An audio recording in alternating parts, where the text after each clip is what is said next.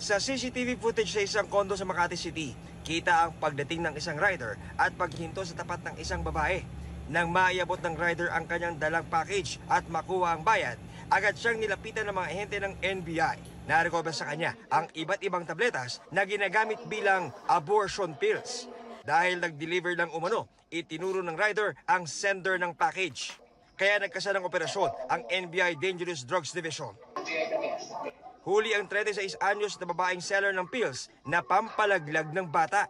Inilalako raw niya ito sa Facebook at iba pang social media platforms. May advisory kasi dito that yung drugs na to is prohibited from being sold to the public, or you cannot even dispense this without the authority from the FDA.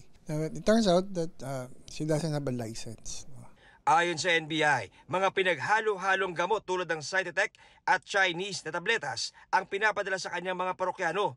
Ang kada kit nagkakahalaga ng 5,000 hanggang 10,000 pesos. Depende sa mala DIY na diskarte na paraan ng abortion na pinopromote ng suspect. Sinusubukan pa namin makuha ang panig ng suspect na naharap sa patong-patong na reklamo. We recommended the filing of charges for violation of the FDA law, in relations to the Cybercrime Prevention Act, and also pharmacy law. To those people who are inclined na gumamit ng mga products na to, for whatever reason, you should be careful. Your life could be at risk.